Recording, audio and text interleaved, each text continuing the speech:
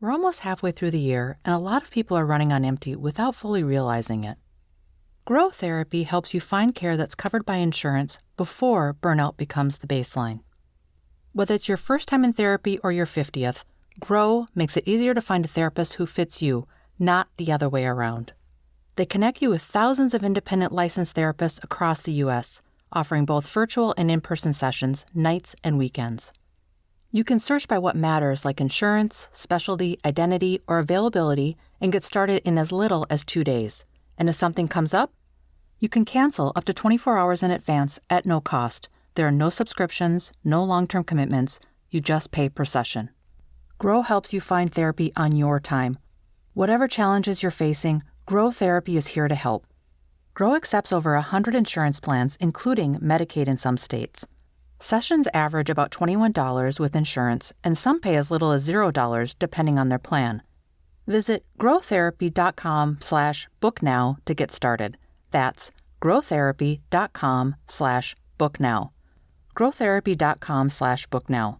Availability and coverage vary by state and insurance plan. Hey listeners, this is Peter and welcome back to the History Shorts. Today's episode is brought to you by the Podcast Republic, your ultimate listening app.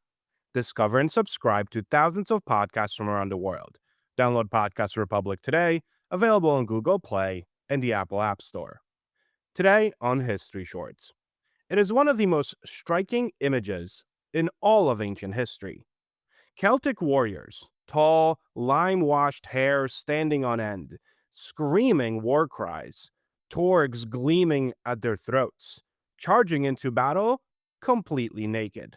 No armor, no tunic, nothing. Just a sword, a shield, and an absolute disregard for the concept of personal modesty. It is a compelling image. It has appeared in paintings, novels, films, and documentaries for centuries. It has also been argued about by historians for almost as long. Did Celtic warriors actually fight naked? The answer is, like most genuinely interesting historical questions, yes, no, sometimes. It's complicated. Our history brief today covers some recent history news.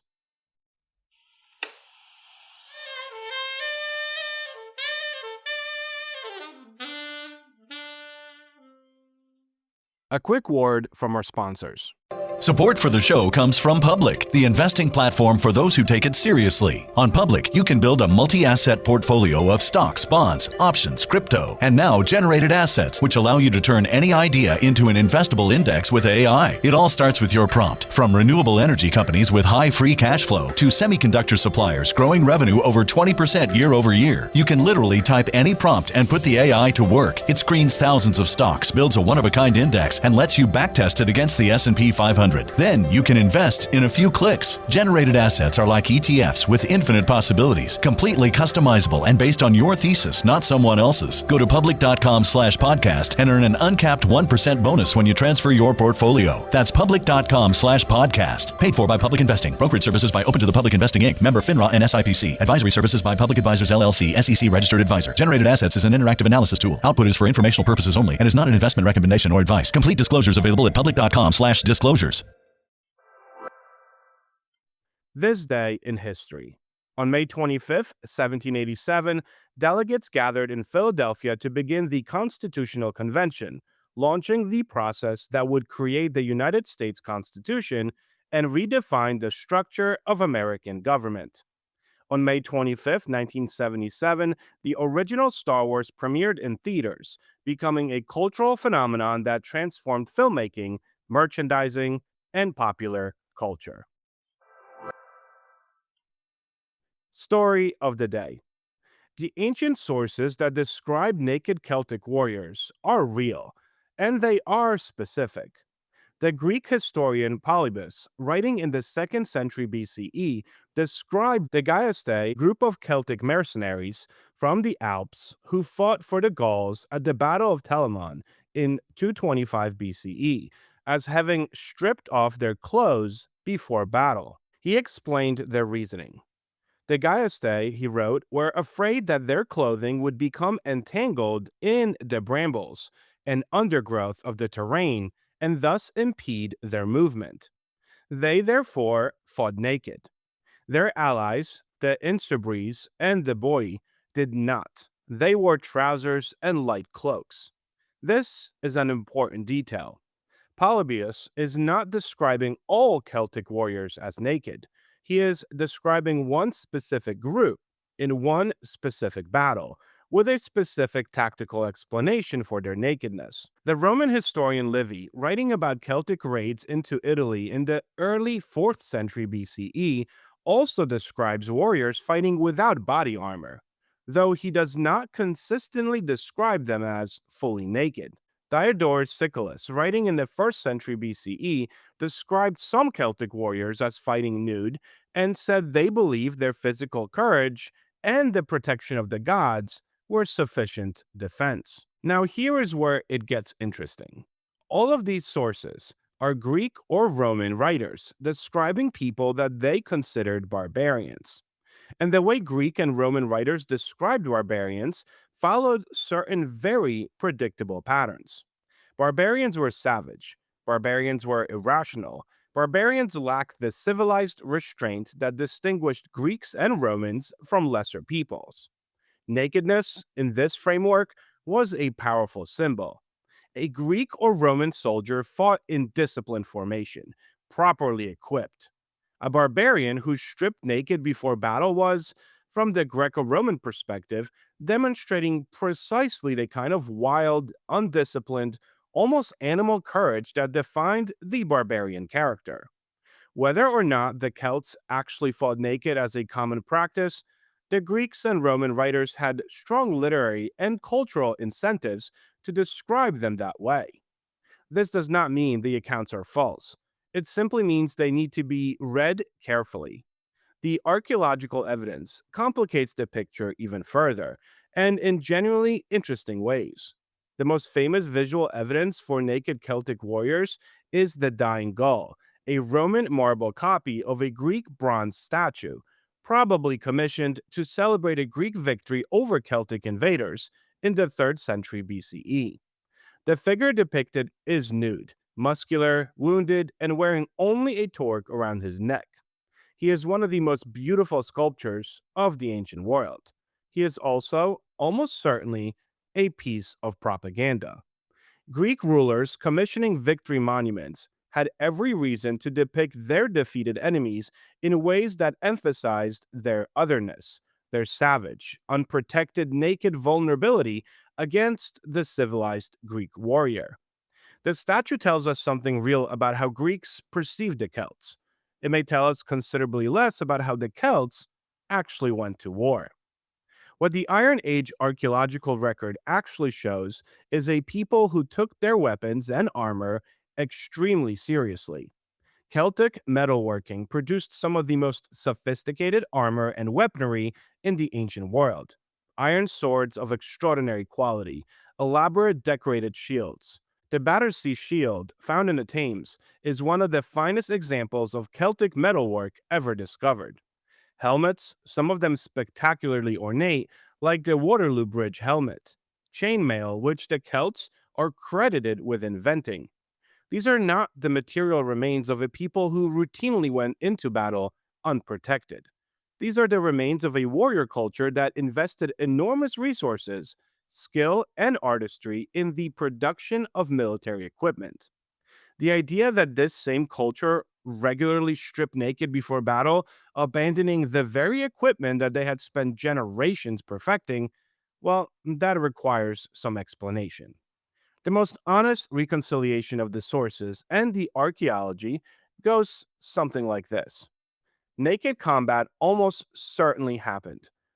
Among certain groups, possibly elite warriors, possibly specific ritual fighters, fighting naked may have carried deep religious or cultural significance. In Celtic religious thought, the body could be understood as spiritually protected, that a warrior of sufficient courage and divine favor needed no physical armor because, well, the gods themselves were his defense. Fighting naked in this context was not recklessness. It was a statement of supreme confidence in divine protection and personal valor. It was also, and this should not be underestimated, psychologically terrifying to the enemy. A screaming, lime haired, naked giant charging at you across a battlefield was not a sight calculated to steady the nerves. The psychological warfare dimension of naked combat may have been as important as any ritual or religious meaning. But naked combat was almost certainly not the norm. The History Brief. Today, on some history news, we're headed back to the final years of the American Revolution, when Benjamin Franklin commissioned a remarkable medal that helped define how America and liberty herself would be visually imagined for generations to come. According to reporting from the Smithsonian Magazine, the medal is known as the Libertas Americana, and historians now see it as one of the earliest and most influential depictions of an American Lady Liberty. Franklin conceived the medal in the early 1780s while serving as America's diplomat in France during the Revolutionary War.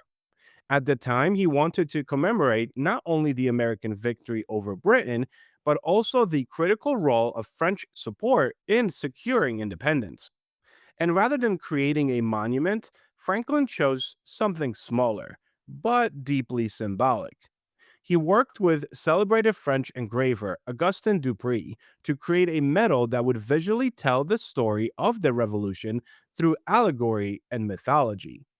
On one side appears Liberty herself, but this wasn't the rigid classical Liberty often seen in European art.